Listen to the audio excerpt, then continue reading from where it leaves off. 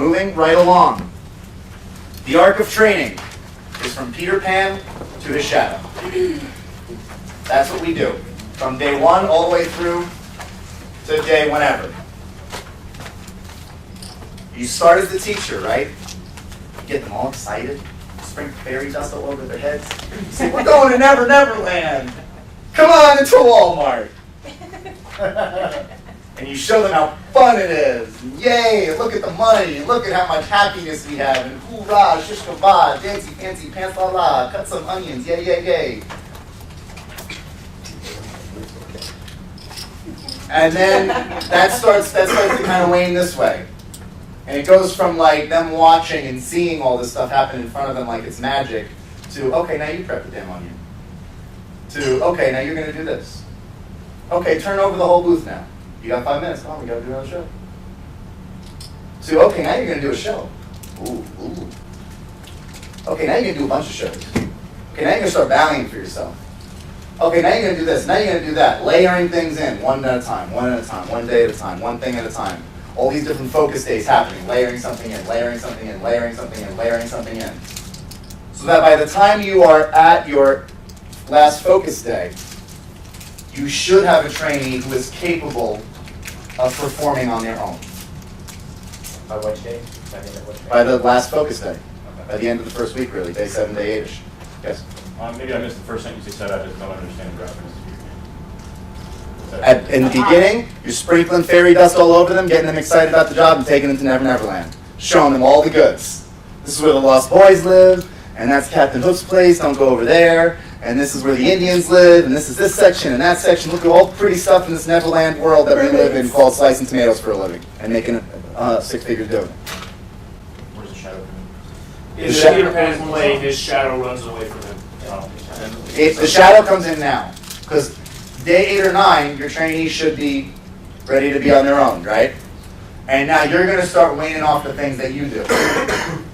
It's going to start being more about like, you know, hey, now we're going to do polishing and refining between shows. Now I'm going to be the taskmaster. Hey, stay on your show schedule. You got 2 in a row this time before I go up. Go on now, you can do it. 2 in a row. It helps. It's good for you. It's healthy. Oh, now you got 3 in a row. You know what? Come in, open up the store. I'll be in around 10 or 11. Okay, let's see how many sets you get up before then. I'll see you around 11. And I sleep down, I make myself breakfast. I check my email all nice. Yeah. The right person will be excited about that. Absolutely. But with the way it's designed, Super any excited. person's going to be excited about that. Think about what we've done. We have Bulldog Day. Bulldog Day. Are you drinking my fresher? Yeah. Can I just have a sip? 4 cases of these I have at one sitting.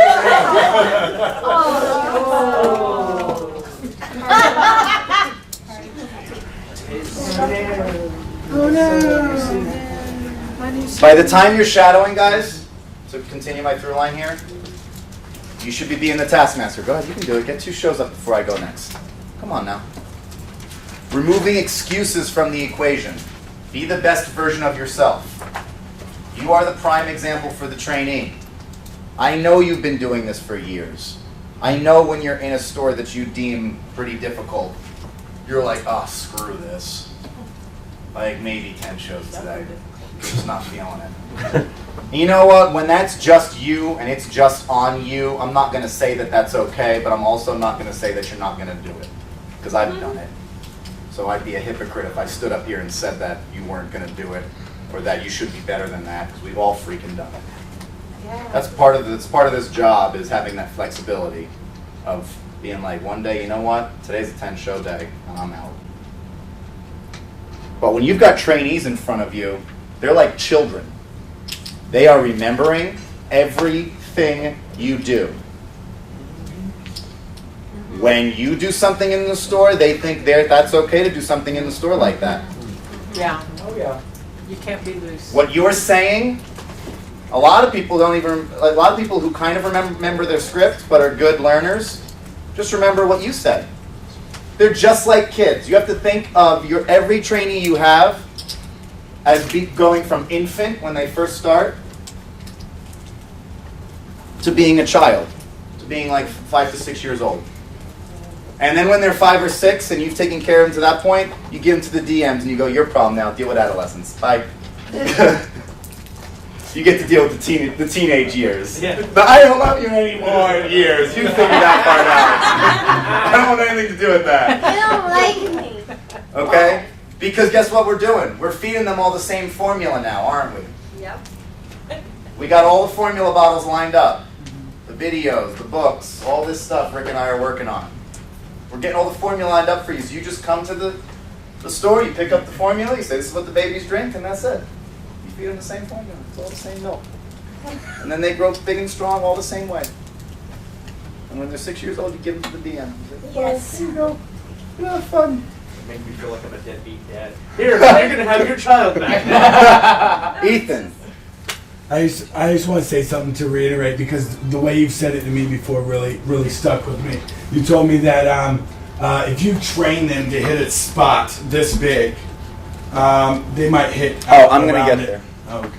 Don't steal my thunder. Well, man. That's my favorite part. It resonated with me. It's going to resonate with everybody. All right. It's too late. It's already been spoiled for me. Okay. So remove excuses from the equation. Be the best version of yourself. Okay? Don't let yourself give excuses. Remember that you're taking care of your kids. When you're at the bar and it's just you and you and your friends or whatever, you're acting differently than if you're in front of school children. Correct? Yes. Yeah. That's the same. Leo, Chip, put it on the table, please. Black. Thank you. Fair enough. That's the same thing that's happening here. When it's just us talking shop, we can say a whole lot more stuff than we say if we were in front of a new trainee. Be the best version of yourself. Be Peter Pan. Sprinkle the fairy dust. Tell them all about Tinkerbell. Get them excited to go see Neverland. When they're in that Walmart, pretend the damn thing's Neverland. And never grow up.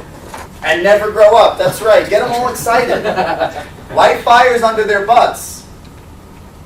At the end of the day, the core of this company is us. But the heart of this company, the muscle, rather, the heart of this company is us, but the muscle of this company, the arms and the legs and the moving body of this company is going to be what? The agents. The agents. So if we're just a heart, how are we going to get around without a good, strong, healthy body? Have some sort of RoboCop. Okay. Okay, yeah. So that's what I'm trying to say here. Make sure that you're taking care of your trainees because they will soon be an organic extension of you. And just because some days you don't feel like going to work from 9 to 9 doesn't mean they need to know that. Because they should be at work from 9 to 9. Every day. They didn't earn their stripes yet. They haven't been doing this for years. They don't know what this is. They don't know what this is all about. And they don't need to. They got to grow just like everybody else. And then one day after they're big and grown, they'll be sitting in the same room and I'll be giving the same talk to them. And they'll be going, man, I'm one of the cool kids. Yeah, you're one of the cool kids. Everybody here's a cool kid. That's how I feel. Good. You should feel that way. But what I'm trying to say is, don't forget that they are the arms and legs of what's the operation. If you do not infuse them with the proper blood flow, they will atrophy on you. So, develop habits that you want your trainees to follow. They will do whatever you believe the norm is. Which brings me to what Ethan's point was. Develop the habits that you want your trainees to follow. They will do whatever they believe the norm is. Meaning, do everything right. Do your protocol right. Do your blocking right. Do your script right. I know you don't say it that way when you're on by your own. I don't care. Do your script right when you're in front of your trainees. Do everything right. Because if this is perfection, and you are here, then your trainees are only going to be one space removed from that. which is still in the zone. If you're here on cleaning the booth and keeping things tidy and neat and staying organized and all clean booth, happy booth protocol, if you're here, that works for you, doesn't it? You're pretty close to perfect. You're not too shabby, right? You can be an active agent here. Yes? But then your trainee could end up out here on cleanliness and protocol. That's unacceptable. If you're here on doing EODs and paperwork, you allow your trainee to potentially be here. I made that one a little too big. So the idea is everybody needs to be right about here on everything. Protocol, cleanliness, script, blocking, essentials, points of influence, ballying. When you're training, you've got to be here in this little circle, that close to perfect, so that your trainees can fall someone there and still be good active agents. You took it. So here's how, and this is technically building the package at this point. Working with your trainee like that, making that last judgment call, shadowing them. This is building their package. This is getting them to the point where they're in the right spot. Compartmentalized piece by piece by piece. Getting them that close to perfect every time so that they are the perfect nipple of you. Okay? Quote book. Someone's keeping it. That's in the quote book. Make your trainee the perfect nipple of you. Put that on a t-shirt.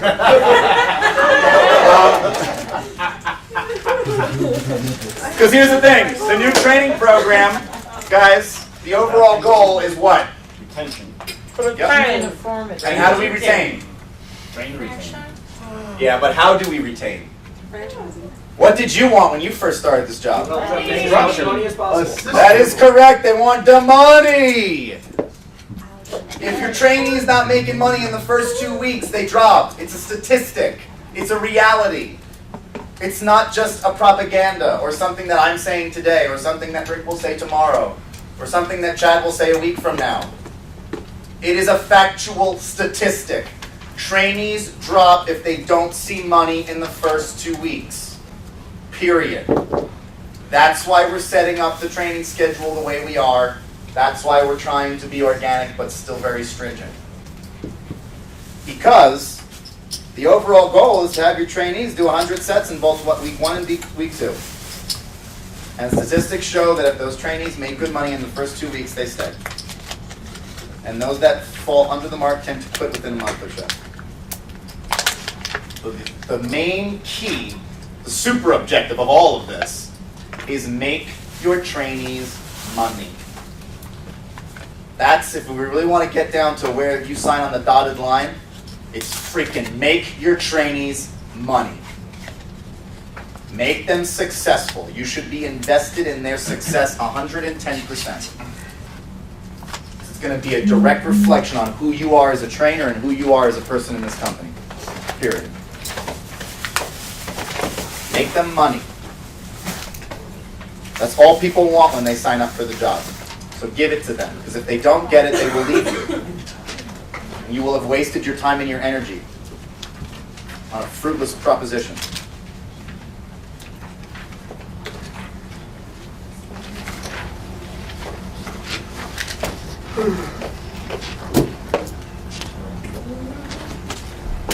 Let's go ahead. Now,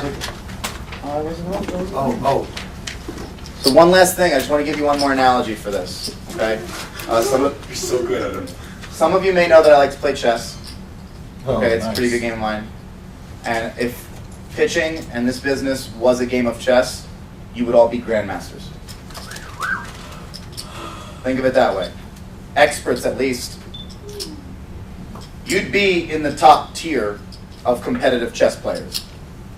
You'd have a rating of 2,000 or more, which means that you are expert, and at 2,200, you're grandmaster.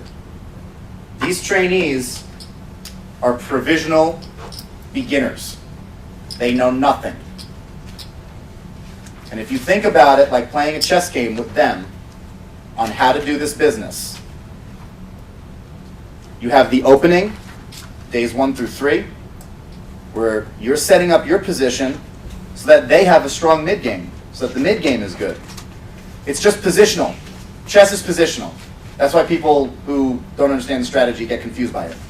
It's not about like, I'm going to try to checkmate you in these next 4 moves. Right. It's about, I am going to make the moves that set the board up in such a way that you have no other choice but to make a move that will screw you over. But to make a move that will hurt your position and make you fall to the wayside, or make you do what I want, or turn you in some way. For example, I will overload the queen's side of the board with all of my pieces, so you have to move pieces there, and I know because I took a pawn over here, I already have a shot down your king's side. But positionally, I can't just say, I have a shot down your king's side, I'm going to move the rook down there right away, because I can see that. Positionally, I have to say, I'm going to put all the pieces on the queen's side, so all your pieces go on the queen's side. So now I have a shot. Does that make sense? Mm-hmm. And the same thing happens here, because you're always turning.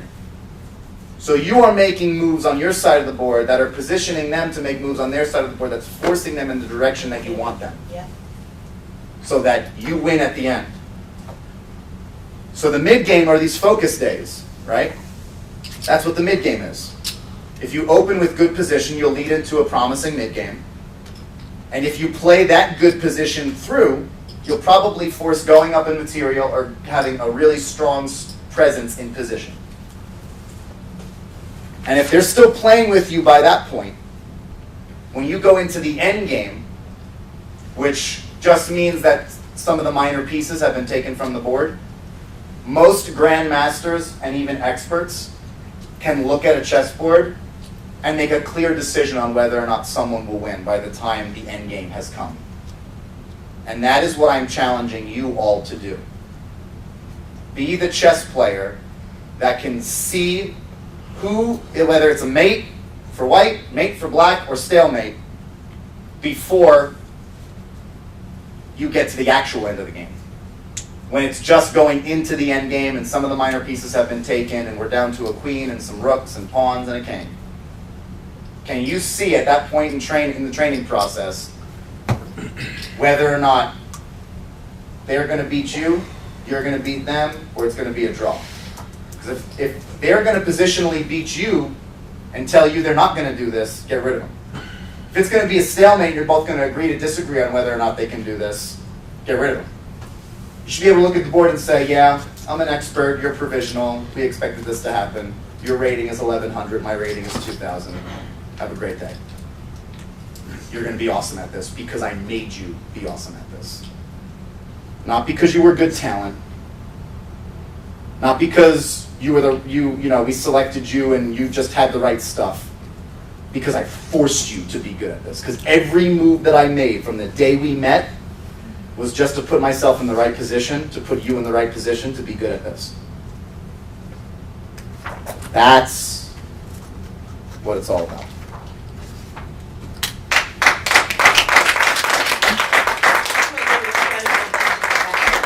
Oh, thanks, Tom.